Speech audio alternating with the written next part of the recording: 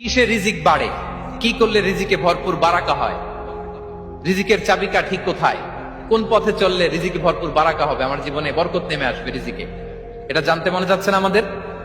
হ্যাঁ, কষ্ট হচ্ছে আপনাদের? কষ্ট হচ্ছে?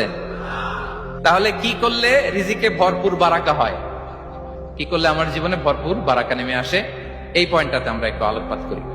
যেসব কাজ করলে আমাদের জীবনে রিজিকে আসমানি বারাকা নেমে আসবে, আমাদের রিজিকে আসমানি বারাকা নেমে আসুক, আমরা চাই কি চাই না?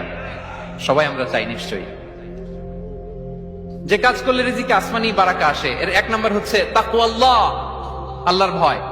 আল্লাহ তাআলা বলছেন, ওয়া মাইয়াত্তাকিল্লাহ ইয়াজআল লাহু মাখরাজা ওয়া ইয়ারযুকহু মিন হাইসু লা ইয়াহতাসিব।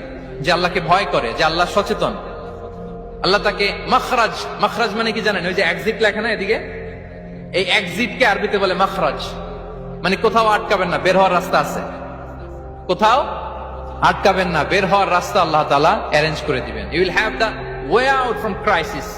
ক্রাইসিসে পড়লে, সংকট মোমেন্টে আল্লাহ তাআলা ওখান থেকে এক্সিটের ব্যবস্থা আপনাকে করে দিবেন। ওয়া ইয়ারযুকহু মিন হাইসু লা ইয়াহতাসিব, এমন জায়গা থেকে আল্লাহ তাআলা রিজিকের ব্যবস্থা করবেন যে সে কল্পনাও করে নাই। এরকম অনেক সময় হয় না যে আমি ভাবিও নাই যে এখান থেকে আমার রিজিকের বন্দোবস্ত হতে পারে, কোত্থেকে যে রিজিক চলে আসলো, এরকম জীবনে মাঝে মাঝে হয় কি হয় না? ব্যবস্থা করেন কে? যারা আল্লাহ তাআলাকে ভয় করে, যারা আল্লাহ সচেতন, তাদেরকে আল্লাহ তাআলা স্পেশাল রিজিক দিয়ে ধন্য করেন। তাকওয়াল্লাহ। পুরো কোরআনের মূল শিক্ষা কি,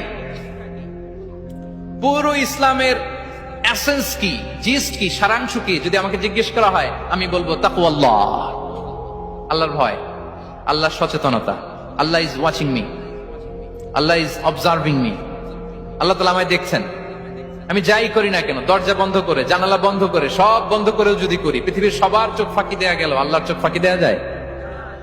পুলিশের চোখ ফাঁকি দেয়া যায়, সিকিউরিটির চোখ ফাঁকি দেওয়া যায়, আমার সাথে বন্ধুদের চোখ ফাঁকি দেওয়া যায়, ফাঁকি দেওয়া যায় না একটা মহান সত্তার চোখ। তিনি কে?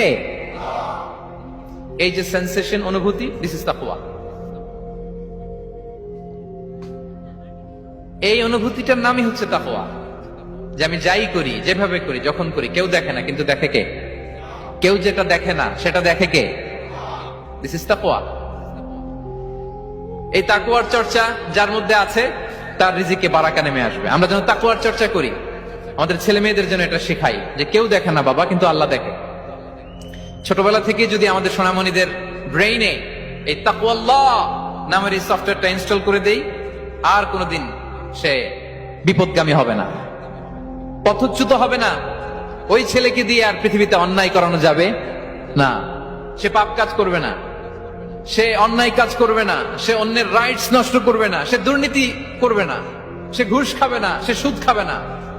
শুধু দুর্নীতি দমন কমিশন দিয়ে দুর্নীতি বন্ধ করা যায় না, এই তাকওয়া আল্লাহর সফটওয়্যার ইনস্টল করে দিতে হবে। তাহলে এক নম্বর হচ্ছে তাকওয়া। আল্লাহর ভয় যেন আমরা আমাদের হৃদয়ে রাখি। যাদের হৃদয়ে আছে আল্লাহর ভয়, তারা কভু